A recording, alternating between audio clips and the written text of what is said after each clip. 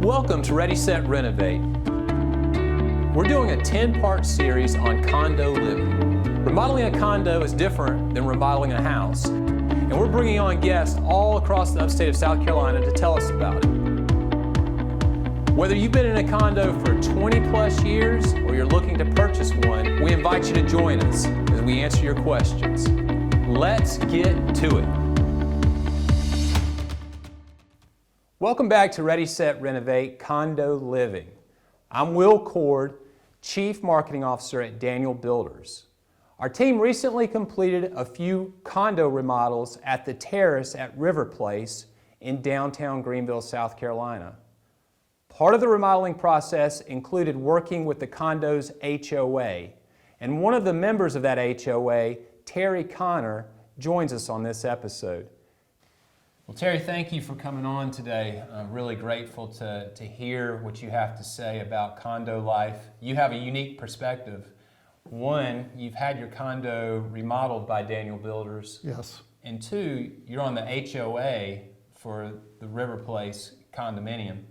And I want to hear a little bit, I guess, to start with. What was the remodeling experience like for you? We chose Daniel Builders because the response that they gave us to what we were trying to do, their willingness to work within a condo, which everybody isn't willing to do from a construction standpoint. Condos are a unique animal because of the fact that if you decide to do a remodel, then in our case, 26 other units get to go along for the ride, whether they signed up for it or not.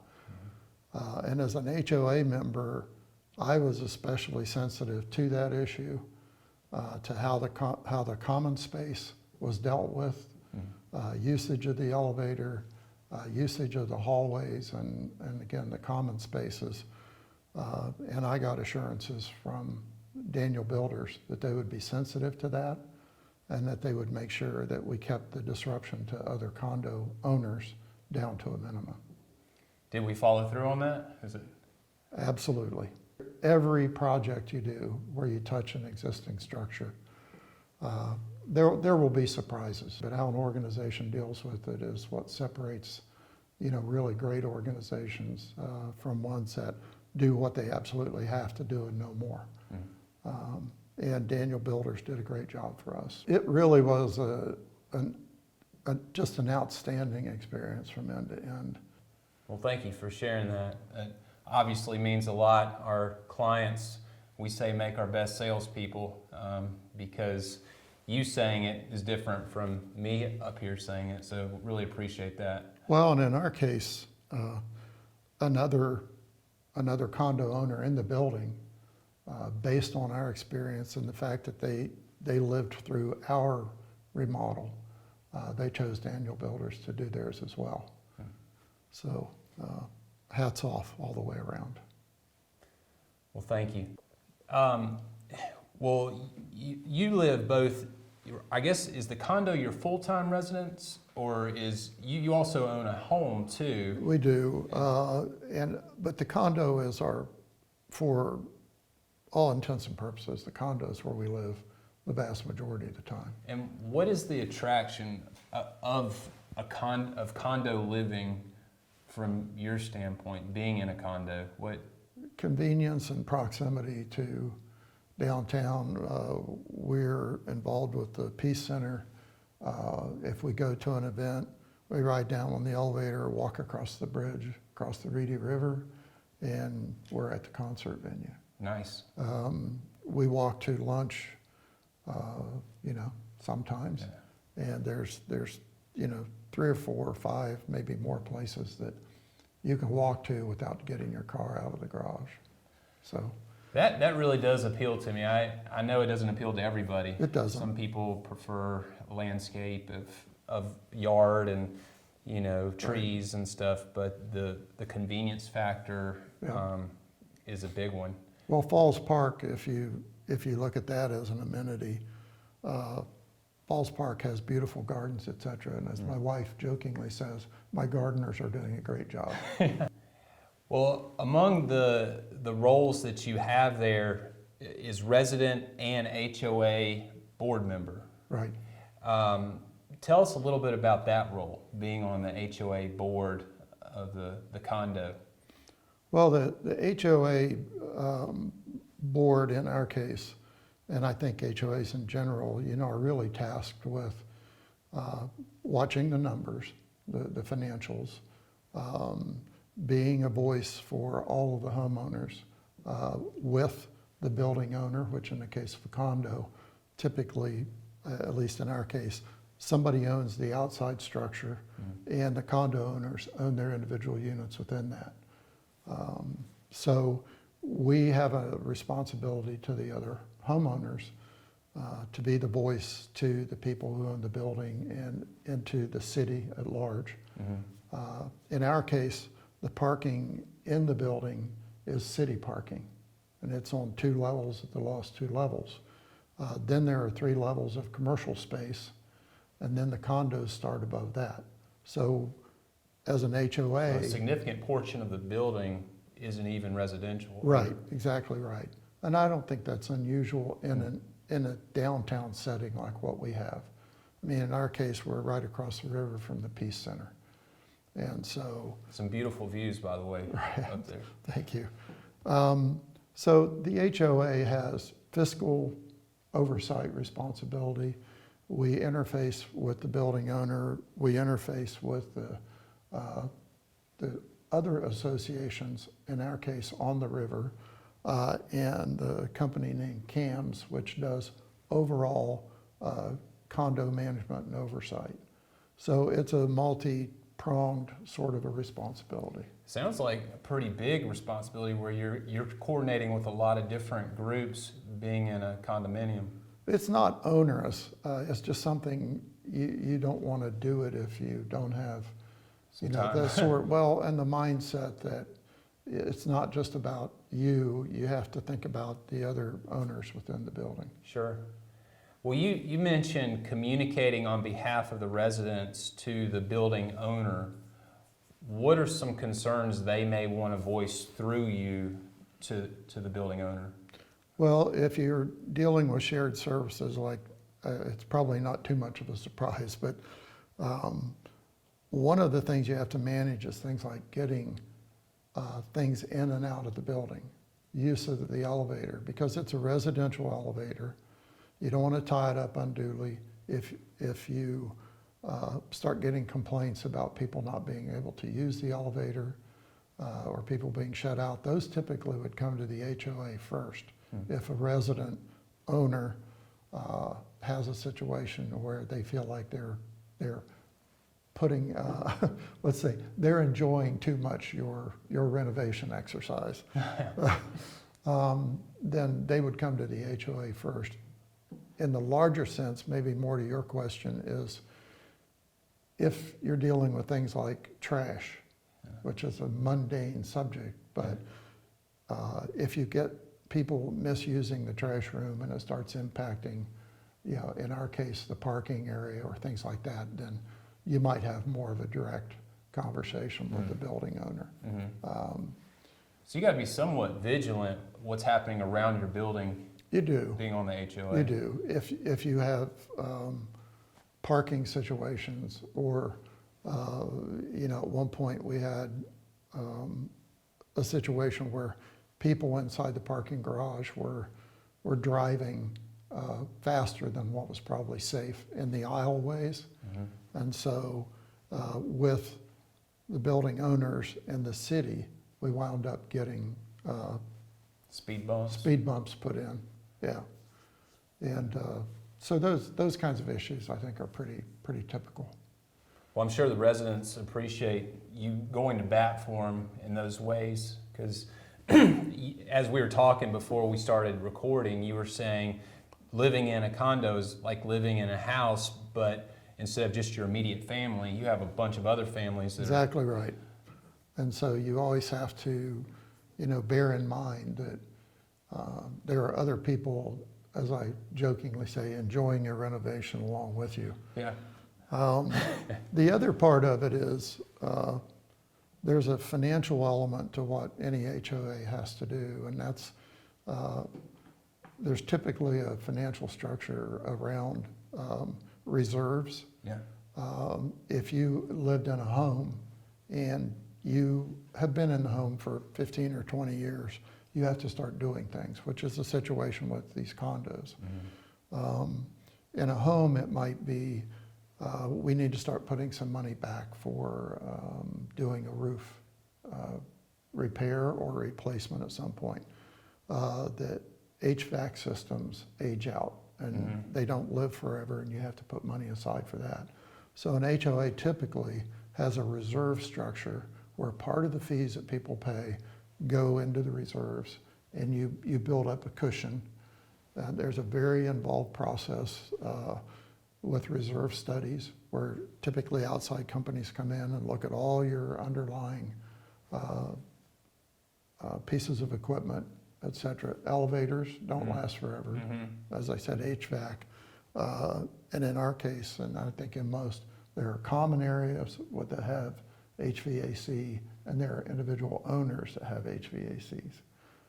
That's why if you look at a typical downtown rooftop in this situation, you see the pods, the outside compressors, et cetera, all over the rooftop. Now, would the reserve only cover the common areas, I guess? Yes. And then the resident is responsible for their personal area? Residents are responsible to maintain their plumbing, as an example, their HVAC units, their washers, their dryers. It's like living in a home, but again, some of the things can spill over into other people, or you may have an issue that impacts the businesses below you, in our case, because it's a mixed-use building. So you have to guard against all that and make sure that condensate coming out of HVAC units is routed properly, and those pipes are kept open so it doesn't cause a leak or maybe a small flood of an area which impacts the businesses below you or other condo unit owners. Yeah, I'm sure that they wouldn't be happy to. No, it's not a happy day when that happens. Well, you mentioned being the voice of the residents for people outside the condo. Do you have to spend much time sorting out disagreements with residents in the condo, say sound ordinances or noise ordinances, stuff like that? We don't. I think it probably varies from condo association to condo association, but I think most people, everybody from my standpoint that owns a unit in our building, they're all, people who want to do the right thing and be neighborly, for lack of a better word. That's a good situation to be in, as opposed to people and so being in each we other. we don't spend a huge amount of time on those kinds of issues. I'd say we spend more of our time looking at how things are structured financially, where we need to do repairs. We coordinate those with the building owners. When the repairs involve the outside of the building, you have to redo the seals and the grout, et cetera, around the outside of the building so windows start leaking. That's where you get into the situation where they own the building, and so they have a piece of the cost, and the condo owners have to share a piece of the cost because it's sealing our windows so they don't leak, et cetera. So it's just more complicated from that standpoint than having a home of your own where you get to call the shots within reason. If you have your own home, you still have to do permits and those kinds of things, but you probably have more freedom to decide what you're going to do. You just have to think about other people when you do it in your own unit. Now, this may be an obvious answer to you, but just to clarify for our audience, everyone who is a resident must also be an HOA member or be part of the HOA. They have to be part of the HOA, and they pay HOA dues, and part of what goes into that again is things like the reserve. And so it's a real benefit to them to do so. The health of the building is important to everybody. And so part of what an HOA has responsibility for is really making sure that financially you don't get a big surprise. So you typically, like I said, make sure that your reserves are adequate to cover, an event that is unexpected, but also to plan for those that you know are coming, like HVAC units dying at some point. Sure. It happens to every house. It's just a matter of time, and it happens in every condo. Well, and Just a we matter of have, time. the reserves has to cover things like if you're going to replace the carpet in the hallway, they don't last forever. You're going to paint the common areas. If you just think about the sort of Just the a idea normal that, wear and tear. yeah, there's 27 owners living in a big shared house, and so Sure. you have to take care of those shared items. Now, if someone is out there and they're interested in purchasing a condo, and they're working with their realtor, do you have them ever come to you as an HOA person and say, tell me a little bit about this condo and what I'll be responsible? Do you ever field those questions from potential buyers? I would say probably, at least from my experience, and this is the first condo we've ever owned. I think what people coming in want to know from the HOA specifically will be, what do your reserves look like? Because That's the big question on their mind. because what happens if reserves aren't maintained is when something happens that was unexpected and you don't have the reserves to cover it, then typically what happens is that triggers an assessment, which is a one-time deal financially, where everybody in the unit gets told that we're going to have to put up $2,000 a unit. And we didn't have the reserves to cover it. Surprise, yeah. So anybody that's ever owned a condo, and to be candid with you, I never asked those questions when we bought the unit. The building was new, so we figured everything was good. But the HOA, in our case, after a few years, started going through this detailed, outside firm-driven analysis of everything that we might have to spend money on, and giving us, we think you've got 7 years left on the elevator. We think these 2 HVAC units in the common areas have 6 years left on them. And so it's a very detailed financial structure that they put together to give you their best guess at what you're going to be dealing with. I'm sure that's a sign of a functioning HOA, a It proactive, is. healthy HOA if they're making those assessments, Right. looking into the future. Right. That's good. I'd say that's the most common question, though, is the other questions about what is it like to live here. That's really, they may ask one or two of us as condo owners what it's like to live there, but it's really not the HOA's role to either encourage or discourage somebody from coming in because of lifestyle or any of those things. Sure. No, that makes sense. Well, let's talk a little bit about the remodeling process. Say a resident approaches the HOA and wants to remodel their particular unit.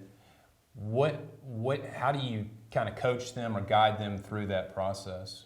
Well, what we've done most recently, and again, when the building was new, we didn't have this issue, either as condo owners or as an HOA. But what we've done is put together a set of construction guidelines. And in our case, we had Daniel Builders sit in on a board meeting with us and help craft those based on their experience of having done 2 units. Ours was more of a facelift type renovation, kitchen, bathrooms, etc. No walls were moved around? No walls moved around or anything, but building additional cabinetry and generally freshening up the unit. One of the other units they did was almost a complete gut of the condo structure within the envelope that they had control over. And armed with the information from that more extensive renovation and our, as again, I would say more of a facelift type of renovation, we have cranked those items, that feedback, if you will, into our construction guidelines. Okay. And part of it deals with, the hours you're allowed to work, Yeah. how you deal with hallways, et cetera. Like in our case, Daniel Builders put coverings over the carpet in the hallway, so that if you were coming and going with pieces of drywall dust is insidious, it goes everywhere.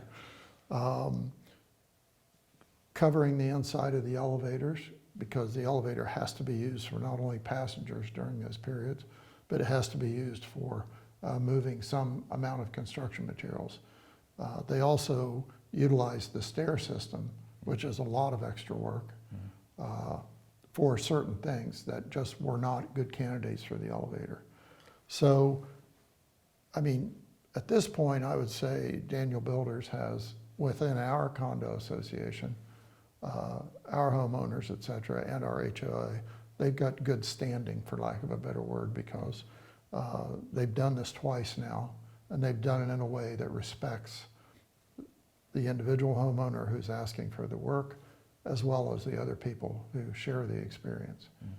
And so, that's certainly good to hear, and it's an interesting backstory too, that part of that process was helping you guys determine what guidelines you want to implement and what needs to be documented as far as bringing in a renovation contractor. well, and in our case, again, the building has gotten to the point where we know the one we did and the other one that's been done probably won't be the last.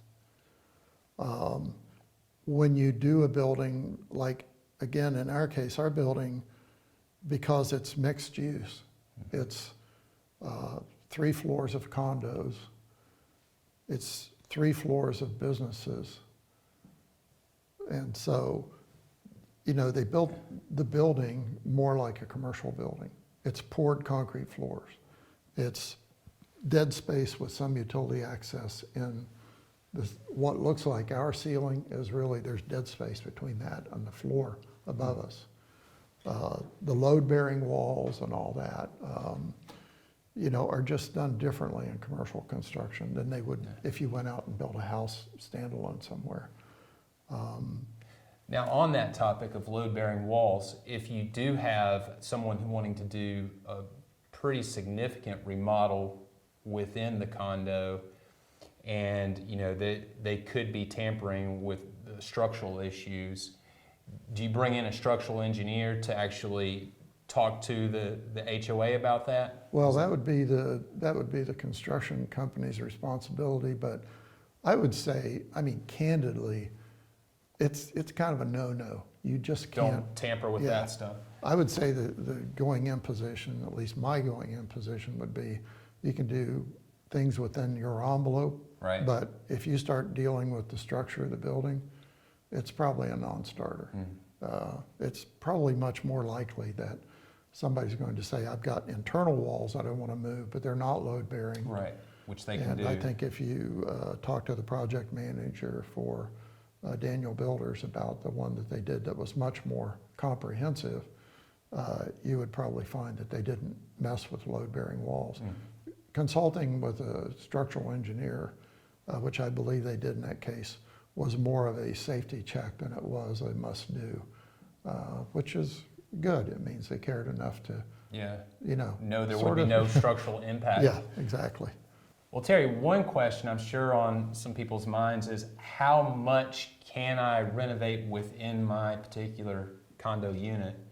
Can they do crazy stuff like just paint the walls pink? Well, I mean, at least the way our HOA operates as far as the relationship with the homeowners is what you do inside your envelope, as long as you don't impede or impact the building structure or other homeowners, you know, you can pretty well do whatever you want to do. If you want, you know, bright colors and, you know, decorations that maybe everybody wouldn't enjoy, I think there's a fair amount of diversity in our building, at least. There are people that have Southwest decor. There are people that are much more traditional, and it's still your home and it's still your space to deal with from a decorative standpoint. And so the HOA wouldn't step in and say, No, that's too tacky. No, they wouldn't say, your door was open the other day and I had to put my sunglasses on for the paint you chose. But no, there wouldn't be that sort of involvement from our standpoint.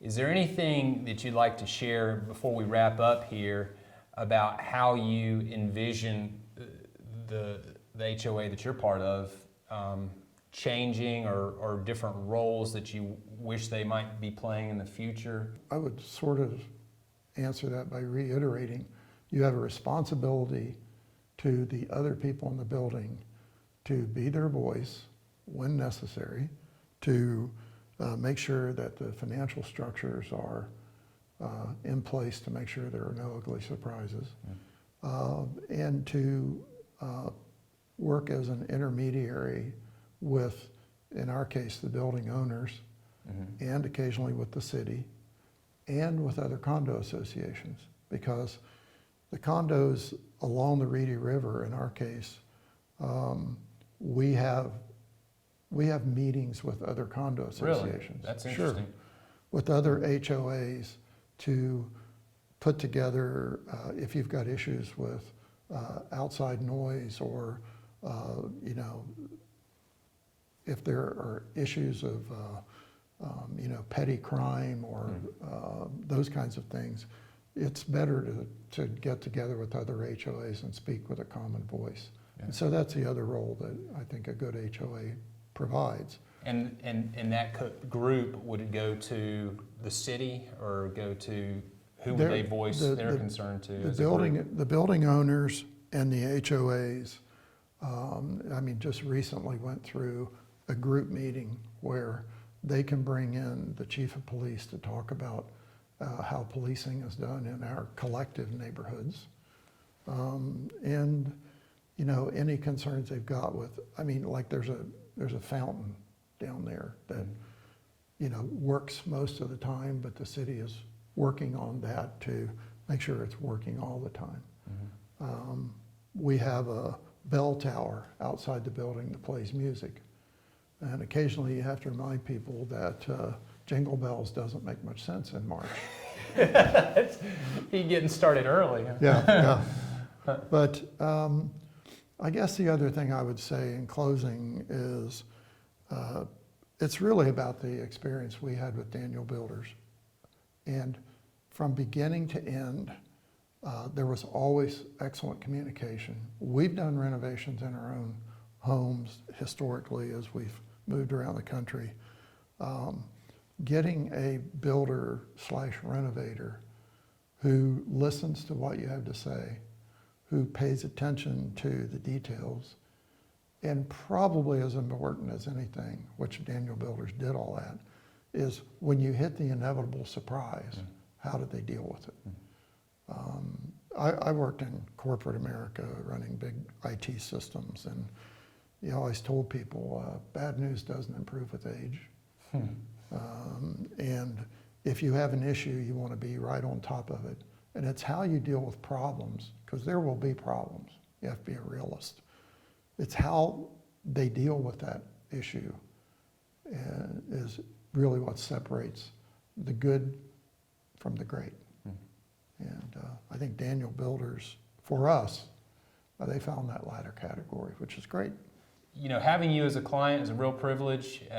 Having you come on and talk a little bit about your role in the HOA Sure. has been really insightful, and I'm sure those who are watching have learned something. Thank you. Thank you. Do you already own a condominium? Well, our team at Daniel Builders would love to talk to you if you're interested in remodeling it. On our next episode, we'll be joined by an interior designer who will talk about some of the options and ideas to transform your condo. Hope you join us.